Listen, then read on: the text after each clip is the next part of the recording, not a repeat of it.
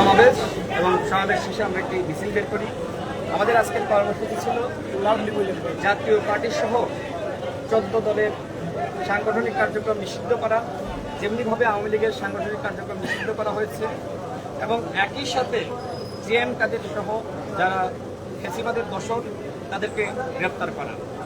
এর প্রতিবাদে যখন আমরা পল্টন থেকে মিছিল নিয়ে আমরা কাকরাইলের দিকে আসব, তখন জাতীয় পার্টির কার্যালয়ের সামনে থেকে আমাদের উপর হামলা করা হয়, ইট পাটকেল নিক্ষেপ করা হয়। দেখতে পাচ্ছেন যে আমার আঙ্গুল ফেটে গিয়েছে, আমি ঢাকা মেডিকেলে ট্রিটমেন্ট নিয়েছি। সেই সময় আমাদের 4 থেকে 5 জন আহত হয়। এর প্রতিবাদ আমরা একটি মশাল মিছিল দেখি, নুরুল হক নূর এবং আমি ছিলাম। আমরা যখন মশাল মিছিল নিয়ে যখন আবার পল্টন হয়ে কাকরাইলে আসবো, তখন আবারও জাতীয় পার্টি হামলা ছিল। আমাদের নেতাকর্মীরা তখন প্রতিরোধ শুরু করে। স্বাভাবিক, আমরা তো হামলা হলে তো চুপ থাকবো না। তারপরে আমরা নেতাকর্মীদের নিয়ে আমাদের গণ অধিকার পরিষদের কেন্দ্রীয় কার্যালয়ের সামনে আসি। আমরা 9:30টার দিকে একটি প্রেস ব্রিফিং করার ঘোষণা দিই। সবেমাত্র প্রেস ব্রিফিং শুরু করেছি, আমি কথা বলবো, তারপরে নুরুল হক নূর কথা বলবে।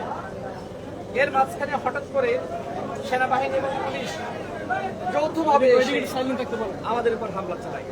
নুরুল হক নূরের উপর যেভাবে হামলা চালিয়েছে সেনাবাহিনী এবং পুলিশ, তার নাক ফেটে গিয়েছে, তার চোখের অবস্থা খুবই খারাপ, তার হাত ফেটে গিয়েছে এবং সে এখন মুমূর্ষ অবস্থায় আছে।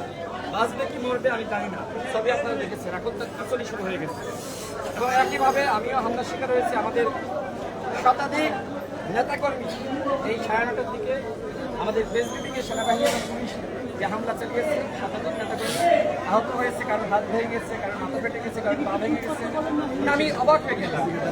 গণ অধিকার পরিষদ বাংলাদেশের একটি নিবন্ধিত দল। গণ অধিকার পরিষদের এই গণ অভ্যুত্থানের যে ভূমিকা সবাই জানে। 18 সালের কোটা সংস্কার আন্দোলন না হলে 24 সালের গণ অভ্যুত্থান হয় না। আমরা 18 থেকে 24 সাল পর্যন্ত একটানা লড়াই করেছি। এই লড়াইয়ে নুরুল হক নূর অ্যারেস্ট হয়েছে, আমি অ্যারেস্ট হয়েছি, রিমান্ডে নির্যাতনের শিকার হয়েছে আমরা। সর্বশেষ গণ অভ্যুত্থানে নুরুল হক নূর অ্যারেস্ট হয়ে ঘোষণা দেয় সরকারের 90% পতন হয়ে গেছে, 10% ধাক্কা দাও। আমরা বারবার বলছি অভ্যুত্থানে সেনাবাহিনীর ভূমিকা আছে। আপনি দেখবেন যখন সেনাবাহিনীকে নানান জন, নানান ব্যক্তি, নানানভাবে, নানান দল, নানান সংগঠন বিতর্কিত করার চেষ্টা করেছে, আমরা বলেছি সেনাবাহিনী দেশের স্বাধীনতা সার্বভৌমত্বের প্রতীক, তাদেরকে বিতর্কিত করা যাবে না। সেই সেনাবাহিনী আজকে আমাদের উপর হামলা চালালো, আজকে আমাদের উপর পুলিশ হামলা চালালো। সেনাবাহিনীর ঊর্ধ্বতন কর্মকর্তারা আমাদের সাথে যোগাযোগ করে, আমার সাথে পুলিশের সাথে কথা বলে, তারা আমাদেরকে বলে যে আপনারা শান্ত থাকেন, আমরা পরিস্থিতি শান্ত করার চেষ্টা করছি। আমরা বলি যে আমরা এই মুহূর্তে এখন প্রেসিডেন্ট করবো, তিনি জানতেন। তারপরেও আমাদের উপরে এইভাবে সেনাবাহিনী অতর্কিত হামলা করলো, পুলিশ হামলা করলো, এটা অনাকাঙ্ক্ষিত।